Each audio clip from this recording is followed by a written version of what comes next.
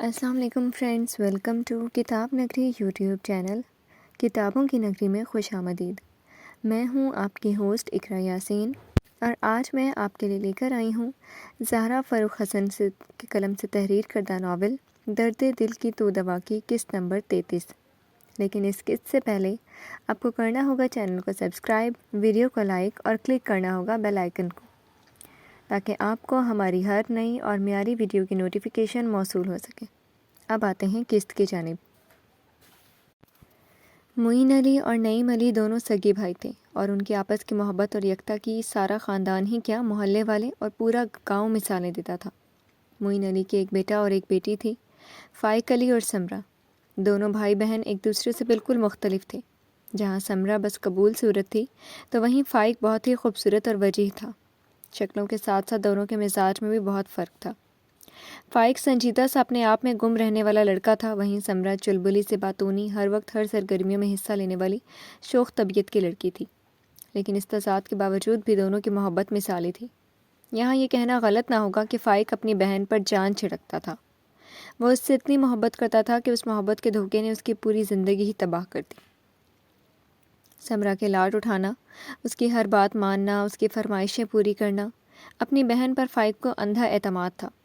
سمرہ جو بھی کہتی وہ آنکھیں بند کر کے اس بات پر اعتبار کر لیتا، بغیر کچھ دیکھے سنے اس نے اس کی ہر بات پر اعتبار کیا۔ اپنے گھر والوں سے اسے محبت بھی بہت تھی، ویسے بھی وہ فطرتاً بہت محبت کرنے والا اور بے حد نرم دل کا مالک تھا۔ بچپن سے ہاسٹل میں رہنے کے باوجود بھی گھر والوں کی دوری اس سے برداشت نہیں ہوتی تھی۔ ان سے دور رہنے کے باوجود بھی وہ گھر والوں سے دور رہنے کا عادی نہیں ہو پایا تھا، ہمیشہ ان کے لیے تڑپتا رہتا۔ لیکن اس کے اچھے مستقبل کے لیے معین صاحب نے ہمیشہ اسے گاؤں سے دور رکھا، اور فائق نے کبھی معین صاحب کے خلاف جا کر کوئی کام کیا بھی نہیں تھا۔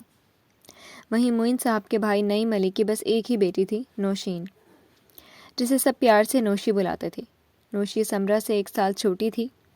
فائق کو یاد تھا بچپن سے اسے گلابی گلابی سی بے حد گوری سنہری چمکیلے بالوں والی یہ گڑیا سی نوشین بہت اچھی لگتی تھی، اور جب وہ اپنی بلوری آنکھوں سے اسے دیکھتی تو وہ اسے اور بھی زیادہ پیاری لگتی۔ بچپن میں تینوں ایک ساتھ اپنے گھر کے بڑے سے صحن میں کھیلتے رہتے۔ وہ سمرہ اور نوشی کے پیچھے پیچھے پھرتا، ان دونوں کی ہر بات مانتا۔ خاص طور پر نوشی کا رونا اس سے برداشت ہی نہیں ہوتا، ہمیشہ وہ اسے محبت سے منا لیتا۔ ان دونوں کے بیچ کچھ تو خاص تھا جو ان دونوں سے پہلے سمرہ نے بھانپ لیا تھا۔ اور پھر اس کے ہاسٹل جانے کے بعد سے اب جب وہ چھٹیاں گزارنے گاؤں آتا، نوشی سے باتیں کرنے کی کوشش بھی کرتا تو وہ اسے بہت رکھائی سے جواب دیتی۔ اسے سمجھ میں نہیں آتا آخر وہ اسے کس بات سے چڑھتی تھی۔ پھر نوشی ہی کیا، فائق سے بھی دن بدن نوشی سے دوری بڑھتی گئی، اور اس میں زیادہ تر ہاتھ سمرہ کا تھا، جو دن رات اس کے کانوں میں نوشی کی بدتمیزیوں اور فائق کے لیے ان کہے گئے بری بھلی باتوں کے بارے میں بتاتی رہتی تھی۔ اسے اپنی معصوم بہن پر جو اندھا اعتماد تھا، اس نے اسے کبھی یہ سوچنے پر مجبور ہی نہیں کیا کہ جو نوشی اس سے اتنی محبت کرتی تھی، ان کے درمیان اتنی دوستی تھی، وہ ایک دم سے اسے برا لڑکا کیوں سمجھنے لگی۔ اس لیے اس نے کبھی یہ جاننے کی کوشش ہی نہیں کی نوشی کیوں اس کی برائی کرتی ہے، کیوں اس سے ناراض رہتی ہے جب وہ اس سے باتیں بھی نہیں کرتا۔ فائق جب جب اپنے بارے میں ایسی گری ہوئی باتیں سنتا، تب اسے نوشی پر بے حد غصہ آتا تھا، اور وقت کے ساتھ ساتھ یہ غصہ بیزاری انجانی سے نفرت میں تبدیل ہو گئی۔ محبت کا احساس کہیں دور منہ چھپا کر سو گیا۔ یہی حال نوشی کا بھی تھا۔ چھٹیوں میں آئے فائق کو دیکھ کر نوشی کی پیشانی پر ہمیشہ پڑتے بل اور بنتا منہ دیکھ کر فائق کو یقین ہو جاتا کہ اس کی بہن صحیح کہتی ہے، وہ نہ جانے کیوں اس سے چڑھتی ہے۔ دھیرے دھیرے پڑھائی کی وجہ سے فائق کا آنا گاؤں میں کم ہو گیا، اور اس کا سامنا نوشی سے نہ ہونے کے برابر رہ گیا تھا۔ اب بھی گاؤں میں سب گھر والے ایک دوسرے کے ساتھ بہت پیار محبت سے مل کر رہتے تھے، بس نوشین کو چھوڑ کر۔ اسے نہ جانے کیوں سمرہ سے اتنی پرخاش ہو گئی تھی۔ شاید گھر میں ملی سب کی توجہ سے ہر وقت سمرہ کی رٹ اسے آگ لگاتی تھی، اور وہ سمرہ سے جلتی تھی۔ یہ بات بھی سمرہ نے اسے بتائی تھی۔ فائق اور سمرہ کی دوستی اور محبت نوشی کو ایک آنکھ نہ بھاتی تھی۔ اس کی فطرت ہی ایسی تھی کہ اس کی خود غرضی اور ہر وقت کی میں گھر میں کسی کو پسند نہیں تھی۔ جوانی کی دہلیز پر قدم رکھتے رکھتے فائق کی ناپسندیدگی بھی بڑھتی گئی۔ حالانکہ نوشی جیسے جیسے جوانی کی طرف قدم رکھتی گئی، اس کی خوبصورتی بڑھتی ہی جا رہی تھی، مگر اس کے چال چلن کی وجہ سے فائق کو کبھی جو گڑیا بہت معصوم سی لگتی تھی، اب مکار سی لگتی۔ نوشی کی الگ تھلگ رہنے اور اپنے میں گم رہنے والی عادت تھی۔ جہاں فائق اب اس سے مخاطب بھی نہیں ہوتا تھا، ادھر نوشی کو بھی اس کی پرواہ نہیں تھی۔ سمرہ کے منہ سے دن رات اس کے کارنامے سن سن کر نوشی اس کی ناپسندیدہ ترین افراد کی لسٹ میں شامل ہو چکی تھی۔ بچپن بیتا اور سب بچے جوان ہو گئے۔ نہ بدلا تو معین صاحب اور نعیم صاحب کے آپس کا پیار، اور دوسرے فائق اور نوشی کی آپس کی دشمنی۔ دونوں ہی ایک دوسرے کو سخت ناپسند کرتے تھے۔ جب بھی ٹکراؤ ہوتا ایک دوسرے کو کھا جانے والی نگاہوں سے دیکھتے، اپنی اپنی راہ چلے جاتے۔ نوشی اور سمرہ بھی یونیورسٹی تک پہنچ گئیں اور اس کا بھی سیمسٹر کمپلیٹ ہونے والا تھا۔ فائق کا سارا دھیان اب بس پڑھائی پر رہتا۔ کچھ بننے کی لگن اس کے سر پر سوار تھی۔ اس نے اپنی پوری اسٹڈی لائف بہت صاف ستھری گزاری تھی۔ اپنے دوستوں میں سب اسے زاہد کہہ کر چڑھاتے تھے، وہ بس مسکرا کر خاموش ہی رہتا۔ ویسے بھی وہ بہت خاموش طبع تھا۔ مبین اور زین اس کے بچپن کے دوست تھے۔ تینوں کی دوستی مثالی تھی، آپس میں بھائیوں کی طرح پیار تھا۔ انہی دنوں جب فائنل ایگزامز ہونے والے تھے تو زین کسی لڑکی کے چکر میں پڑ گیا۔ اب ہر وقت وہ اس لڑکی سے ملنے کے لیے بے قرار رہتا۔ فائق اسے سمجھاتا، اسٹڈی پر دھیان دینے کے لیے کہتا، لیکن زین پر کوئی فرق نہیں پڑتا۔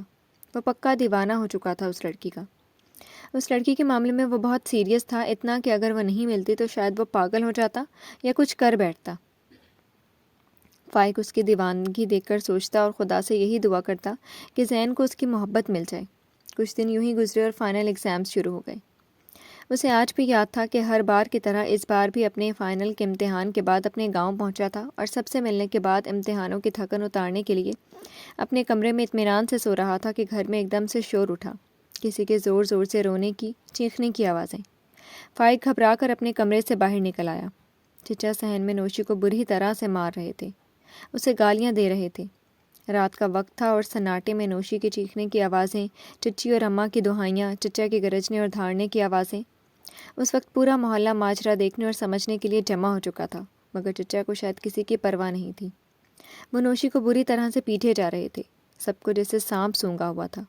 خود وہ بھی بت بنا کچھ نہیں سمجھتے ہوئے چچا اور روتی ہوئی چیختی نوشی کو دیکھ رہا تھا۔ جس چچا نے کبھی نوشی کو انگلی بھی نہ لگائی تھی، وہ اسے جوتے سے، لاتوں سے، اپنے ہاتھوں سے بری طرح سے مار پیٹ رہے تھے۔ اس وقت اتنے غصے میں تھے کہ اس کی کھال بھی کھینچ لینا چاہتے تھے۔ بس کر نعیم، جی تو میرا بھی کر رہا ہے اسے دفنا ڈالوں، مگر تو چھوڑ دے اب اس بدذات کو، مرا گئی تو اور بھی غضب ہو جائیں گے۔ آخر کار نفرت سے کہتے ہوئے ابا جی نے ہی آگے بڑھ کر چچا سے اسے چھڑوا لیا۔ اس درمیان نوشی چچا کے ہاتھوں مار کھا کھا کر بالکل مردہ سی ہوئی لگ رہی تھی۔ جو کالک اس نے منہ پر ملی ہے نا بھائی جی، اس سے اچھا تو یہ مر ہی جائے تو بہتر ہے۔ چچا نے ہانپتے ہوئے نوشی کے بال پکڑ کر دھکا دیا تھا، وہ وہیں کچے صحن میں منہ کے بل گری۔ فائق کی ماں لے جائے اسے اور کمرے میں بند کر دے، اب اس بغیرت کو باہر نہ نکلنے دینا، ابا نے دھاڑ کر اماں سے کہا۔ روتی چچی اور گھبرائی اماں بے جان سی ہوتی نوشی کو اٹھانے کے لیے آگے بڑھی۔ جیسے تیسے کر کے روتی ہوئی چچی اور اماں نے نیم بے ہوش سی نوشی کو اٹھایا۔ اسے سہارا دے کر وہ لوگ اسے صحن سے لے کر چلی گئیں۔ محلے والے پورا ماجرا جاننے کے لیے کھڑے تھے کہ کب پوری بات جانے اور مزے لے لے کر پورے گاؤں میں بانٹے۔ چچا وہیں بیٹھ کر ایسا روئے کہ جیسے گھر سے بھرا جنازہ نکل کر گیا ہو۔ جنازہ ہی تو نکلا تھا، عزت کا جنازہ۔ نوشی نے واقعی سب کے سر پر خاک ڈال دی تھی۔ اس رات وہ اسی لڑکے کے ساتھ بھاگ جانا چاہتی تھی جس سے اس نے گھر والوں کی رضامندی کے بغیر شادی کرنی چاہی تھی، جس کے لیے چچا نے اس دن ہی انکار کر دیا تھا جب ان کی بیٹی نے بڑی بے باکی سے یہ بتایا تھا کہ وہ کسی کو چاہتی ہے۔ اپنی بیٹی کی اس ہمت اور بے شرمی پر پہلے ہی ان کا شرم سے سر جھک گیا تھا، پھر نوشی کی ضد اور ہٹ دھرمی پر وہ مجبور ہو کر اور اپنی عزت بچانے کے لیے چچا نے وہاں جا کر بات کی، مگر وہ لوگ بہت پیسے والے تھے اور اس لڑکی کی شادی بھی پہلے سے فکس تھی۔ ان لوگوں نے چچا کو بے عزت کر کے اپنے گھر سے نکال دیا۔ چچا نے آ کر نوشی کی اچھے سے خبر لی تھی، اسی دن اسے غصے سے سمجھایا تھا کہ اس لڑکی کو بھول جانے میں ہی اس کی بھلائی تھی۔ یہ سب داستان سمرہ نے ہی اسے بتائی تھی، اماں تو کچھ بتانے پر تیار ہی نہیں تھی۔ پھر چچا نے ابا سے بات کی تو ابا نے فوراً اس کا رشتہ اپنے دوست کے بیٹے سے طے کرنے کا مشورہ دیا۔ چچا اور ابا کی رضامندی سے نوشی اور اس لڑکی کا رشتہ طے ہو گیا، مگر نوشی تو کچھ اور ہی سوچے پڑی تھی۔ اسے کسی حال میں بھی اسی لڑکے سے شادی کرنی تھی۔ ایک دن گھر والوں کی نظر میں دھول جھونک کر وہ گھر سے باہر نکل گئی، مگر شاید نوشین کی قسمت خراب تھی یا سمرہ کو اپنے نصیب میں کانٹے چننے تھے کہ اس نے چچا کو خبر دے دی، بلکہ چچا اور ابا کو اس کی اسی سہیلی کے گھر بھی لے گئی جہاں سے نوشی نے بھاگنے کا پلان بنایا تھا۔ مگر اس کے بھاگنے سے پہلے ہی چچا اور ابا سمرہ کے ساتھ وہاں پہنچ گئے اور وہاں ایک الگ ہی ڈرامہ ہوا تھا۔ اس لڑکی کو بھی پتہ چل گیا تھا کہ نوشی کس کیریکٹر کی لڑکی ہے۔ اس کے کسی پرانے عاشق نے وہاں آ کر نوشی کی پول اس لڑکے کے سامنے کھول دی تھی۔ وہاں جو ہوا سو ہوا۔ اس کے بعد فائق نے خود دیکھا تھا کہ چچا نے اس کا کیا حال کیا تھا۔ نہ جانے کس پر چلی گئی ہے یہ لڑکی، گھر کی عزت ہی خراب کر ڈالی، کتنی معصوم سی ہے۔ مگر اماں افسوس سے اپنے سر پر ہاتھ رکھے بیٹھی تھی۔ نوشی کی حالت دیکھ کر ان کا رحم دل تڑپ بھی رہا تھا اور اس کے کارناموں پر بے انتہا غصہ بھی آ رہا تھا۔ چچا کو اسے اتنا نہیں مارنا چاہیے تھا۔ سمرا کے چہرے پر بھی افسوس رقم تھا۔ فائق نے سر اٹھا کر اپنی مہربان بہن اور ماں کو دیکھا۔ اسے تو جان سے مار ڈالنا چاہیے تھا۔ چچا نے زندہ چھوڑ دینے کی حماقت کیوں کر دی؟ میں ہوتا تو اسے مار کر وہیں دفنا دیتا۔ فائق کے غصے سے کہنے پر اماں اور سمرا اسے دیکھ کر رہ گئی۔ وہ جبڑے بھینچے ایک طرف کھڑا خطرناک حد تک سنجیدہ نظر آ رہا تھا۔ کیا کہتے ہو بیٹا؟ چاہے جیسی بھی ہے، نعیم کی اکلوتی اولاد ہے، کوئی باپ اپنی بیٹی کو تو مار نہیں سکتا۔ اماں کو بار بار افسوس ہو رہا تھا۔ تو بھگتے اسے لے کر، دیکھ لی نا اس کی ہمت، اب کون اسے اپنائے گا؟ اگر لڑکے والوں کو سب پتہ چلا تو وہ لوگ کریں گے اس سے شادی؟ فائق کی پیشانی پر ہزار بل پڑے ہوئے تھے۔ جس طرح نوشی کے کارنامے کی وجہ سے سارے گاؤں میں خبر پھیلی تھی اور لوگوں کی چپتی نظروں کا سامنا ان کو کرنا پڑ رہا تھا، نوشی کے لیے فائق کے دل میں اب نفرت کے علاوہ کچھ نہیں بچا تھا۔ ایسا تو مت کہو، اور اللہ نہ کرے لڑکے والوں کو کچھ پتہ چلے، ورنہ غضب ہو جائے گا، ہم تو منہ دکھانے کے قابل نہیں رہیں گے۔ فائق کی بات سن کر اماں نے دہل کر اپنے سینے پر ہاتھ رکھ لیا۔ اللہ سے بس یہی دعا کرے انہیں کچھ پتہ نہیں چلے، ورنہ ساری عمر اسے چچا کے دہلیز پر سڑنا ہوگا، کوئی نہیں اپنانے والا اسے۔ فائق غصے سے کہہ کر کمرے سے باہر نکل گیا، مگر اسے کہاں معلوم تھا کہ جس لڑکی کو کوئی نہیں اپنانے کو تیار ہوگا وہ اسی کے پلے باندھ دی جائے گی۔ جس نوشی سے وہ اتنی نفرت کرنے لگا تھا، اس کی شکل بھی اسے نفرت محسوس ہوتی تھی، وہی نوشی زبردستی اس کی بیوی بنا دی جائے گی۔ نہ جانے لڑکے والوں کی یہاں کہاں سے نوشی کے کارناموں کی خبر پہنچ گئی اور اس کے گھر والوں نے اور خود لڑکے نے نوشی سے شادی کرنے سے صاف انکار کر دیا، جس کی وجہ سے گھر میں ایک بار پھر قیامت ٹوٹ پڑی۔ شادی کے سارے انتظامات ہو چکے تھے، 2 ہفتے بعد بارات آنی تھی اور وہاں سے انکار آ گیا۔ چچا کو یہ صدمہ برداشت نہ ہوا، پہلے بیٹی نے تو سر جھکا ہی دیا تھا، اب شادی بھی ٹوٹ گئی۔ اس پر سے خاندان کا کوئی بھی لڑکا نوشی سے شادی کرنے کو تیار نہیں تھا۔ صدمہ اتنا بڑا تھا کہ انہیں ڈبل ہارٹ اٹیک ہوا۔ ڈاکٹر نے ان کی حالت تشویشناک بتائی۔ جب ابا نے اپنے پیارے بھائی کا یہ حال دیکھا تو ابا کی محبت نے جوش مارا۔ اپنے بھائی کے لیے انہوں نے اپنے دوست سے بات کی، منتیں تک کر ڈالی، مگر وہ لوگ کسی بھی صورت میں گھر سے بھاگنے والی لڑکی سے شادی نہیں کرنا چاہتے تھے۔ ابا مایوس سے ہو کر واپس آ گئے۔ پھر ابا کو فائق کے علاوہ کوئی اور نہیں سوچا جو اس مشکل گھڑی میں ان کے بھائی کے کام آ جائے۔ وہ جانتے تھے فائق گھر والوں کی جدائی برداشت نہیں کر سکتا، وہ ان سب لوگوں سے کتنی محبت کرتا ہے، اور اسی محبت کا فائدہ اٹھاتے ہوئے انہوں نے پہلے اس سے نرمی سے بات کی، مگر جب دیکھا کہ وہ ماننے کو تیار ہی نہیں تو انہوں نے فائق کو دھمکی دی۔ اگر اس نے ان کی نافرمانی کی تو وہ ساری زندگی اپنی اماں اور سمرا کی صورت تک کو دیکھنے کو ترس جائے گا، وہ اسے آگ کر دیں گے، گھر سے نکال دیں گے۔ ابا کی شفاقیت پر تو وہ بالکل چپ ہی ہو گیا۔ اس کی محبت کے بدلے میں انہوں نے کتنا بڑا خراج مانگا تھا اس سے۔ فائق کو گھر والوں سے قطع تعلق بالکل منظور نہیں تھی، اس لیے اسے چاروں ناچار حامی بھرنی ہی پڑی تھی۔ اس کی مجبوری کا فائدہ اٹھا کر ابا نے اس کا نکاح اسی دن نوشی سے کروا دیا۔ اسے اب بھی یاد تھا سمرا نے اسے کتنا روکا تھا۔ بھائی کیا آپ کیا کر رہے ہیں؟ آپ نہیں جانتے وہ کس کردار کی لڑکی ہے، آپ ابا کو منع کر دیں، وہ بالکل بھی آپ کے قابل نہیں، آپ چھوڑ دیں سب کچھ، ابا کی دھمکی سے مت ڈریں، آپ اپنی زندگی میں خراب مت کریں۔ ان کے آگے ہاتھ جوڑ کر بہتی آنکھوں سے بولتی وہ انہیں بڑی امید سے تک رہی تھی۔ اسے یقین تھا آج بھی اس کا بھائی اسے انکار نہیں کرے گا، وہ اس کی بات مان لے گا۔ تم لوگوں کو چھوڑ دو، جانتی تو ہو سمرا ابا نے کیا دھمکی دی ہے مجھے۔ فائق اپنے بیڈ پر بیٹھا دونوں ہاتھوں سے اپنے سر کو جکڑ کر بولا تھا۔ کچھ دن کی بات ہے بھائی، ابا ٹھیک ہو جائیں گے، آپ چلے جائیں یہاں سے، میں سب سنبھال لوں گی یہاں، مگر اس بد کردار کو اپنے بھائی کی زندگی برباد نہیں کرنے دوں گی۔ سمرا آ کر ان کے پیروں کے پاس بیٹھ گئی۔ کچھ نہیں ٹھیک ہوگا سمرا، سب بگڑ چکا ہے۔ وہ اسی طرح اپنے سر کو تھامے بیٹھا ہوا ٹوٹا ہوا سا بیٹھا تھا۔ آپ مجھ پر بھروسہ کر کے تو دیکھے بھائی، کوئی نہ کوئی حل ضرور نکال لوں گی میں۔ سمرا اسے کسی طور پر بھی اس شادی سے باز رکھنا چاہتی تھی، مگر وہ اس بار کچھ نہیں بولا کیونکہ جانتا تھا کہ ابا کتنا ضدی ہیں اور اس کے نہیں گھر میں ایک اور قیامت سے ٹوٹ جائے گی۔ ویسے بھی اس کی معصوم بہن کیا کر لے گی، ابا کو منانا ناممکن تھا، وہ اپنی ہی کریں گے۔ سمرا کے بہتے آنسو کو دیکھتے ہوئے وہ ایک جھٹکے سے اٹھ کر سمرا کو روتا چھوڑ کر کمرے سے باہر نکل گیا۔ دل تو کہہ رہا تھا سب کچھ چھوڑ چھاڑ کر کہیں بھاگ جائے، ساری دنیا تباہ کر دے، مگر وہ کچھ نہ کر سکا، اور نوشین اس کی ہمسفر بنا دی گئی، جس کی شکل بھی وہ نہیں دیکھنا چاہتا تھا، وہی اس کے سر پر مسلط کر دی گئی۔ شادی والے دن جب نوشی کو اس کے کمرے میں پہنچا کر اماں اسے لاکھ ہدایتیں کر کے چلی گئیں، تب اسی رات اپنا سارا غصہ، نفرت ایک رات کی دلہن پر انڈیل کر وہ دوسرے ہی دن شہر چلا آیا۔ ابا اب مطمئن ہو چکے تھے، اس لیے انہوں نے اسے روکا بھی نہیں۔ دوسرے اس سے وہ اتنی بڑی بات منوا چکے تھے، اس لیے انہیں لگتا تھا کہ اب اپنی بات منوانے کا یا اسے روکنے کا کوئی فائدہ بھی نہیں۔ فائق اب ماننے والا بھی نہیں تھا۔ واپس آ کر پھر سے اس نے جاب کی تلاش کرنی شروع کر دی۔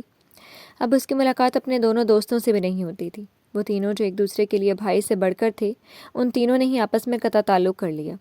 فائق اس وقت خود بھی کسی سے بھی نہیں ملنا چاہتا تھا، مگر اس نے سنا تھا کہ مبین کا زین سے زبردست جھگڑا ہو گیا تھا۔ اس کے بعد مبین کہاں چلا گیا کسی کو نہیں معلوم ہوا۔ زین کا قصہ یہ تھا کہ جس لڑکی کو وہ دیوانہ وار چاہتا تھا اس نے اسے دھوکہ دے دیا۔ اس کے پہلے سے کئی لڑکوں سے تعلقات تھے۔ وہ تو اس لڑکی سے اپنے گھر والوں کے خلاف جا کر شادی کرنا چاہتا تھا، مگر اس لڑکی کا پہلا عاشق اسی دن واپس آ گیا جس دن زین اور وہ لڑکی کورٹ میرج کرنے والے تھے۔ تو اس طرح زین پر اس کی حقیقت کھل گئی۔ زین کے گھر والوں نے اس کی کزن سے اس کی شادی کر دی تھی اور زین اپنی بیوی کو لے کر یہ ملک ہی چھوڑ کر چلا گیا تھا۔ فائق کی پھر نہ زین سے ملاقات ہوئی نہ مبین سے۔ وہ تینوں ایک دوسرے سے اس طرح جدا ہوئے کہ کسی کو بھی جدا ہونے کی اصل وجہ معلوم ہی نہیں تھی، اور جب وجہ معلوم ہوئی تو کیسی کیسی قیامتیں نہ گزری ان تینوں پر۔ ان تینوں کی پوری زندگی ہی تبدیل ہو چکی تھی۔ ہر کسی کے ہاتھوں میں وقت نے بس پچھتاوے ہی لکھ دیے تھے۔ پھر اسے بہترین جاب بھی مل گئی، مگر گاؤں کا راستہ تو وہ بھول ہی گیا تھا۔ وہاں سے روز سب کے فون آتے تھے، نہیں آتا تو وہ خود کر لیتا۔ سب سے بات ہوتی تھی سوائے ایک نفوس کے جس کا نام بھی اپنے منہ سے لینا اسے شدید ناپسند تھا۔ کچھ ماہ ایسے ہی گزرے تھے کہ وہ تبھی گاؤں واپس آیا جب چچا کے انتقال کی خبر اس نے سنی۔ بہرحال جیسا بھی اس کے ساتھ ہوا تھا، اسے چچا سے محبت تھی۔ ان کے مرنے کا اسے بہت دکھ ہوا اور اس کا ذمہ دار وہ صرف اور صرف نوشی کو سمجھتا تھا، جس کی وجہ سے چچا اتنی جلدی سب کو چھوڑ کر چلے گئے۔ چچا کی موت پر نوشی کو دیکھا تھا اس نے، کسی مجسمے کی طرح چچی کے پاس بیٹھی اسے نظر آئی تھی۔ اپنے دل میں اس نے اس کے لیے ذرا برابر بھی ہمدردی محسوس نہیں کی، اور نہ ہی اس سے ایک لفظ بھی ہمدردی یا تسلی کا فائق نے اظہار کیا۔ کچھ بھی نوشی سے کہے بغیر وہ دوسرے ہی دن واپس شہر آ گیا، لیکن کچھ ہی دنوں کے بعد اسے پھر سے گاؤں جانا پڑا تھا۔ جب چچی کی شدید بیمار ہونے کی خبر اسے ابا نے سنائی تھی، وہ مرنے سے پہلے اس سے ملنا چاہتے تھے۔ ابا نے فون پر اس سے بڑے دکھ سے بتا کر آنے کی التجا کی تھی۔ اس بار وہ بے حس نہ بن سکا، مگر جب تک وہ وہاں پہنچا بہت دیر ہو گئی تھی۔ چچی دنیا سے جا چکی تھی، ابا بہت نڈھال ہو چکے تھے۔ پہلے جان سے پیارے بھائی اور پھر بھابھی کی اچانک موت کا غم انہیں توڑ چکا تھا۔ ان کی حالت دیکھ کر ان سے ساری ناراضگی بھول کر وہ ان کی دیکھ بھال میں لگ گیا۔ ایک ہی گھر میں رہتے ہوئے بھی نوشی سے اس کا سامنا بہت ہی کم ہوتا تھا۔ نوشی دن بھر گھر کے کاموں میں لگی رہتی اور رات ہوتے ہی وہ چچا چچی کی طرف چلی جاتی۔ بس اس بات میں اس نے اماں اور ابا کی بات نہیں مانی تھی۔ ان کے لاکھ اصرار کے باوجود بھی اپنا کام نپٹا کر وہ سونے کے لیے اپنی طرف چلی جاتی تھی۔ فائق کو بھی کوئی فرق نہیں پڑا تھا۔ ویسے بھی اس سے نفرت ہنوز اس کے دل میں برقرار تھی۔ اس نفرت نے اب تک محبت کو سر اٹھانے کا موقع نہیں دیا تھا۔ اماں ابا ان دونوں کو دیکھ دیکھ کر کرتے۔ فائق نے محسوس کیا تھا کہ بس گھر میں ایک سمرہ تھی جو چہکتی پھرتی تھی۔ گھر کے کسی کام سے اب اسے کوئی مطلب نہیں رہ گیا تھا۔ سارا دن یہاں سے وہاں، وہاں سے یہاں گھومتی رہتی یا اپنی سہیلیوں کے یہاں۔ فائق سے بھی بس سلام دعا کی حد تک بات چیت کرتی۔ وہ سمرہ کے بدلاؤ پر حیران ہوتا رہتا۔ کیا یہ اس کی وہی بہن ہے جو دن رات اس کے آگے پیچھے پھرتی رہتی تھی، صرف نوشی کی باتیں بتانے کے لیے؟ سب کچھ ایسے ہی چلتا رہتا کہ ایک دن وہ حادثہ پیش آیا جس نے ایک بار پھر سے سب کی زندگی بدل کر رکھ دی، یہاں تک کہ اس کی اور نوشی کی بھی۔ اسے آج بھی یاد تھی وہ رات جو اس کی بہن کی زندگی برباد کر کے گزری تھی۔ اس کی زندگی میں ایک بڑا انقلاب لا گئی، وہ بھی ایک سردی کی رات تھی۔ سردیوں کی راتیں گاؤں میں تو اور بھی جلدی ہو جاتی تھیں۔ رات جب وہ ابا کے ساتھ ان کے کمرے میں تھا، اماں پڑوس میں کسی کے یہاں ولادت میں گئی ہوئی تھیں۔ فائق ابا کو دوا دے کر لٹا کر ابھی وہ اٹھنے ہی والا تھا کہ تایا ابا، اس نے نوشی کی گھبرائی ہوئی آواز سنی۔ وہ ڈیری سہمی سی ابا کے کمرے میں دوڑتی ہوئی آئی تھی۔ فائق کی نگاہ فوراً اس کے چہرے پر گئی تھی۔ موٹی سی شال میں خود کو لپیٹے وہ کافی گھبرائی اور ڈیری سہمی سی ہراساں سی تھی۔ وہ اس وقت اتنی معصوم سی گڑیا سے لگ رہی تھی کہ فائق کی آنکھیں اس پر ٹک سی گئیں۔ کیا ہوا بیٹی، تم اتنی گھبرائی ہوئی کیوں ہو؟ نوشی کو ڈرا سہما اور گھبرایا ہوا دیکھ کر ابا تیزی سے اٹھ کر بیٹھ گئے۔ تایا ابا، لگتا ہے گھر میں چور آ گیا ہے، میں نے اسے چھت پر سے نیچے آتے ہوئے دیکھا ہے۔ وہ واقعی بہت ڈری ہوئی تھی۔ اب تک وہ شاید باورچی خانے میں موجود تھی، یہ ڈر ہی تھا جو وہ فائق کی موجودگی میں ابا کے کمرے میں داخل ہو گئی تھی، ورنہ جتنا وہ اس سے دور رہتا تھا نوشی اس سے 10 قدم دور بھاگتی تھی۔ شادی سے پہلے تو ان کے درمیان جھگڑے کی صورت میں صحیح وہ دونوں ایک دوسرے سے بات تو کر لیتے تھے، مگر شادی کے بعد سے تو ان دونوں نے کبھی ایک دوسرے کو مخاطب کیا دیکھنا بھی گوارا نہیں کیا تھا۔ فائق اب بھی اس پر نگاہیں گاڑے کھڑا تھا۔ یہ شادی کے بعد پہلی بار تھا کہ وہ اس پر سے اپنی نگاہیں نہیں ہٹا پا رہا تھا۔ کون ہے؟ کس کی ہمت ہوئی جس نے میرے گھر میں قدم رکھنے کی جرت کی؟ تم بتاؤ، کہاں دیکھا تم نے؟ ابھی خبر لیتا ہوں۔ چور کا سن کر اپنی بیماری کے باوجود بھی ابا للکار کر کھڑے ہو گئے۔ تایا ابا، میں کچن میں تھی، تبھی کسی کو چھت سے پچھلے صحن کی طرف جاتے ہوئے دیکھا میں نے۔ گھبرائی ہوئی سہمی سی پہلی بار فائق کو اس میں بچپن کی وہ گڑیا نظر آئی جو ان دونوں کی شرارت پر سہم جاتی تھی۔ اس کا معصوم چہرہ جو کہیں سے بھی اسے گنہگار نہیں ثابت کر رہا تھا۔ اس بار فائق نے جانے کیوں نگاہیں چرائیں۔ اس سے رخ موڑ کر وہ ابا کی طرف مڑا۔ میں دیکھتا ہوں ابا، وہم ہوا ہوگا اسے، آپ بیٹھیں اور آرام کریں۔ اس سے نگاہ چراتے ہی وہ بول اٹھا۔ فائق نے کھڑے ہو گئے معین صاحب کو ہاتھ تھام کر بٹھاتے ہوئے کہا، پھر اپنی جگہ سے وہ کھڑا ہوا تھا۔ نہیں مجھے وہم نہیں ہوا ہے، آپ چلیں میرے ساتھ صحیح، میں وہاں کوئی ہے، میں نے بے اختیار نوشی نے سر کو ہلاتے ہوئے اس سے بولا تھا۔ یہ شادی کے بعد پہلا موقع تھا جب وہ اس سے براہ راست مخاطب ہوئی تھی۔ اجنبیت اب اتنی تھی کہ وہ تم سے آپ ہو گیا تھا۔ اپنی بات کا فائق کو یقین نہ کرنے پر اس کی آنکھوں میں آنسو بھی آ گئے، گلا بھی رند گیا، اس لیے وہ بات مکمل نہ کر پائی تھی۔ شکوہ کرتی پانیوں سے بھری آنکھیں فائق پر ٹک گئیں۔ اس کا دل جیسے ان حسین جھیلوں میں ڈوب کر ابھرا تھا۔ آج تو اس کا دل اسے حیران کرنے پر تلا تھا۔ اپنی کیفیت خود سمجھ میں نہیں آ رہی تھی۔ بچی کو وہم کیوں ہوگا؟ چل کے دیکھ لو ورنہ چور بھاگ نہ جائے۔ آج تو اس کی خیر نہیں، میرے گھر کا راستہ دیکھا اس نے۔ نوشی کے آنسو پر ابا جوش میں پھر سے کھڑے ہو گئے تھے۔ ٹھیک ہے میں دیکھتا ہوں، آپ بیٹھیں، چلو تم میرے ساتھ، کہاں دیکھا ہے تم نے؟ وہ صرف ابا کی تسلی کے لیے کہہ کر کمرے سے باہر نکل آیا، ورنہ اسے بھی یقین نہیں تھا کہ کوئی گھر میں اتنی آسانی سے گھس جائے گا۔ پیچھے پیچھے اس کے نوشی بھی آہستہ آہستہ قدموں سے چل رہی تھی۔ کہاں گیا چور؟ فائق نے نیم تاریکی میں ڈوبی سیڑھیوں کے دروازے کی طرف دیکھا، پھر مڑ کر اپنے پیچھے ہی کھڑی نوشی سے پوچھا۔ وہ وہاں پچھلے صحن میں گیا ہے، آپ ہاتھوں میں کوئی لٹھ ہی لے لیں نا۔ انجانے میں نوشی اس کی پشت کے پاس آ کر کھڑی ہو گئی تھی۔ شاید ڈر انسان کو سب بھلا دیتا ہے، میں ہی کافی ہوں اس کے لیے۔ فائق کی نگاہیں بار بار بھٹک کر اس کے چہرے پر رک جاتی تھی، جو نیم تاریکی میں بھی چاند کی طرح سے چاندنی بکھیر رہا تھا۔ ہاں ایسے ہی تم کوئی ہیرو ہو نا، چاقو واقو یا گن لے لی ہوگی نا تو جھاڑتے رہنا بہادری۔ بچپن سے شیخی ماری ہے یہ۔ اس کی شیخی جھاڑنے پر اس کا منہ بنا تھا۔ اپنی حسین آنکھوں سے اسے گھورا بھی۔ فائق نے پوری آنکھیں کھول کر اس کے انداز دیکھے، پھر ہونٹوں کے گوشے پر مسکراہٹ آ گئی۔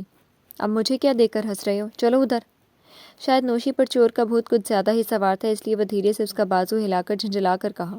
اس وقت وہ اس کے اور بھی قریب ہو چکی تھی۔ ہمیشہ کی طرح لڑتی ہوئی نوشی محبت سر اٹھانے لگی۔ میڈم، آپ کی اطلاع کے لیے میں ہنس نہیں رہا، مسکرا رہا ہوں۔ اس کی مسکراہٹ اور گہری ہو گئی۔ نوشی نے دانت پیس کر اس کو دیکھا۔ سنجیدگی کے وقت مسکرا رہے ہو؟ ایک ہی وار میں نانی یاد آ جائے گی۔ میں سچ کہہ رہی ہوں، چور آیا ہے، دیکھ لو گے تب معلوم پڑے گا۔ نوشی کو ایک تو ڈر لگ رہا تھا، دوسرے چور کے پکڑنے کی جلدی تھی تاکہ وہ اپنی طرف جا کر اطمینان سے سو جائے، اس لیے وہ بری طرح سے جھنجھلائی۔ کیا معلوم پڑ جائے گا؟ فائق کو خود پر یقین نہیں ہو رہا تھا۔ وہ لگاتار اس لڑکی کو دیکھتے ہوئے مسکرا رہا تھا اور دل شوخی پر آمادہ تھا۔ جب سر پر 4 ڈنڈے کھائیں گے نا، سب معلوم پڑ جائے گا۔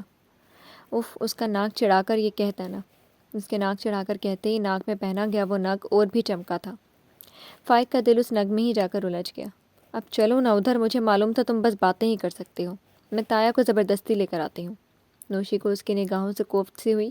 بس چور کسی طرح سے بھاگ جائے، اس وقت نوشین کو یہی چاہیے تھا۔ میں باتوں کے علاوہ اور بھی بہت کچھ کر سکتا ہوں، تم موقع تو دو۔ فائق کا دل کیا ہاتھ بڑھا کر ذرا کا ذرا اسے چھو تو لے۔ ہاں دکھائی دے رہا ہے۔ وہ طنزی اب سے سر سے پیر تک گھور کر رہ گئی۔ وہ کچھ بولنا ہی چاہتا تھا کہ ابا کو آتے دیکھ کر چپ ہو گیا۔ میں بھی چلتا ہوں۔ ابا ہاتھ میں لٹ لیے ایک دم تیار تھے، بس چور ملے اور وہ اس کا سر تربوز کی طرح پھاڑ دے۔ دیکھا، یہ ہوتا ہے چور پکڑنے کا انداز، بدتمیز۔ تایا ابا، چور ادھر گیا ہے۔ نوشی اسے منہ چھڑا کر خوشی سے جا کر معین صاحب کے پاس ان کا بازو تھام کر کھڑی ہو گئی۔ جانے کیوں فائق کو اس کے تن سے زیادہ اپنے پاس سے اس کا جانا برا لگا تھا۔ اس بار کوئی آہٹ پیدا کیے بنا وہ صحن کی طرف بڑھا۔ آہستہ اس لیے چل رہا تھا کہیں واقعے میں کوئی نہ ہو اور انہیں دیکھ کر چھپ جائے۔ پیچھے کی طرف کے صحن کا دروازہ واقعی کھلا ہوا تھا، ورنہ زیادہ تر یہ دروازہ بند ہی رہتا تھا۔ دبے قدموں سے وہ لوگ دروازے کے اندر گھسے۔ فائق کے تیز کانوں نے کچھ سرگوشیاں سنی۔ چاند کی ہلکی ہلکی روشنی پیڑوں سے ٹھن کر اچھی خاصی روشنی پھیلا رہی تھی۔ وہ لوگ دبے پاؤں سی رخ پر چلے تھے جہاں سے سرگوشیوں کی صدا آ رہی تھی۔ پھر ان لوگوں کی آنکھوں نے وہاں جو نظارہ دیکھا، فائق اس کے بعد ہمیشہ یہی سوچتا رہتا تھا کہ کاش کہ اس دن نوشی کی بات سن کر وہ اس کا وہم بتا کر وہیں ابا کو روک لیتا، یا خود نہیں جاتا۔ شاید سمرا کے ساتھ وہ سب کچھ نہ ہوتا، یا اس کے بعد وہ سب نہیں ہوتا جس نے کتنی زندگیوں کو تباہ کر ڈالا۔ جی تو فرینڈز، کیسی لگی آپ کو آج کی قسط؟ امید ہے آپ کو پسند آئی ہوگی۔ پھر حاضر ہوں گے ناول کی نئی قسط کے ساتھ۔ کمنٹ سیکشن میں اپنی رائے کا اظہار ضرور کیجیے گا۔ شکریہ، اللہ حافظ۔